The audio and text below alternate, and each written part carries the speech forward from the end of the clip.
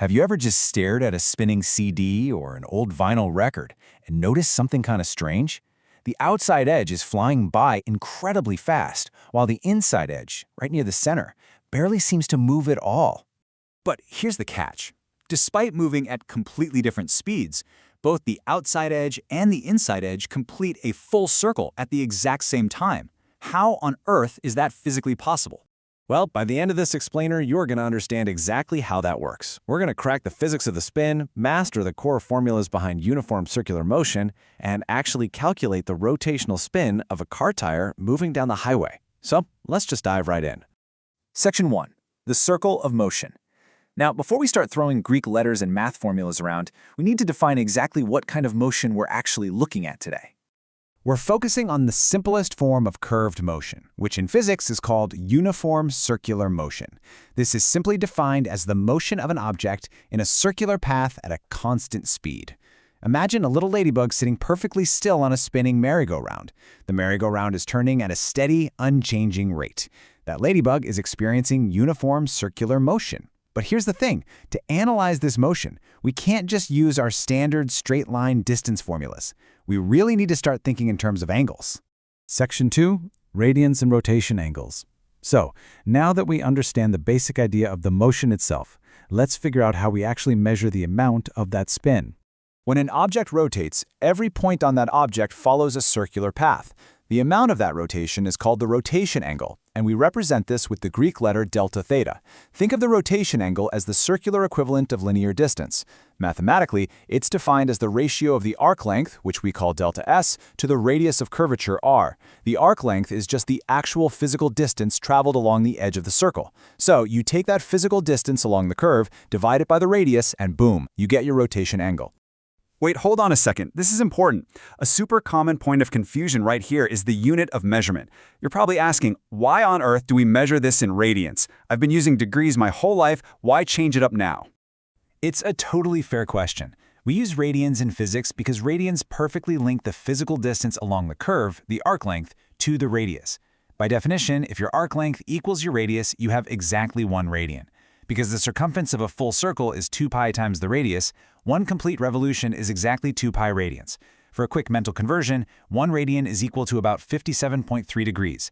Ultimately, radians make the math seamless when we transition between linear distance and rotational angles.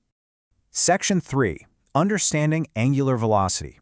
Okay, so we have the angle, but to really understand the motion, we have to ask the next logical question. How fast is that angle actually changing? Enter angular velocity. We represent this with the lowercase Greek letter omega. It kind of looks like a little curvy W. Angular velocity is the rate of change of an angle over time. If a rotation, delta theta, happens in an amount of time delta t, the angular velocity is simply the angle divided by the time. The units here are radians per second. The larger the rotation angle you cover in a specific amount of time, the greater your angular velocity. It is the exact rotational equivalent to standard linear speed. Section 4. Linear versus angular velocity. This brings us to a really critical concept. We need to clearly contrast how fast the angle changes with how fast the object is actually moving physically through space. Now, what's really interesting here is the contrast between the two. Linear velocity, our standard v, is the speed something is moving in a straight line tangent to the circular path. If our ladybug suddenly slipped off that merry-go-round, she would fly off in a straight line tangent to the circle. That is linear velocity. Angular velocity, omega, simply describes the rate of the turning itself, and it only has 2 possible directions, clockwise or counterclockwise. Let's connect these two mathematically so you don't have to memorize 100 different equations. Step 1. We know linear velocity v is distance over time, so arc length delta s divided by time delta t.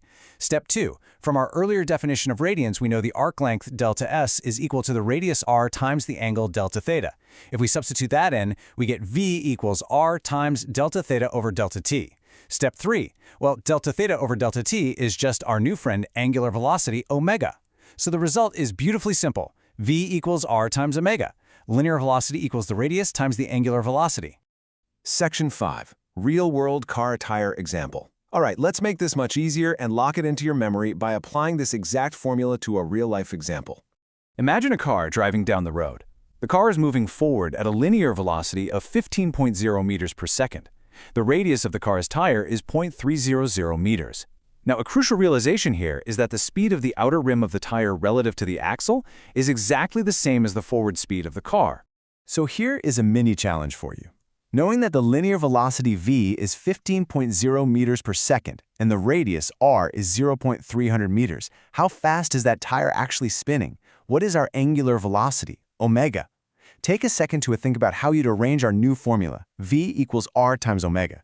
To find omega, we just divide the linear velocity v by the radius r. 15.0 divided by 0.300 gives us exactly 50.0 radians per second.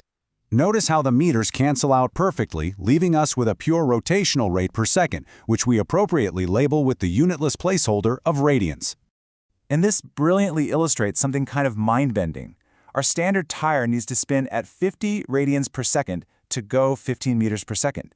But what if we swap that for a massive earth mover tire with a radius of 1.20 meters? If we do the exact same math, 15 divided by 1.20, we get an angular velocity of just 12.5 radians per second.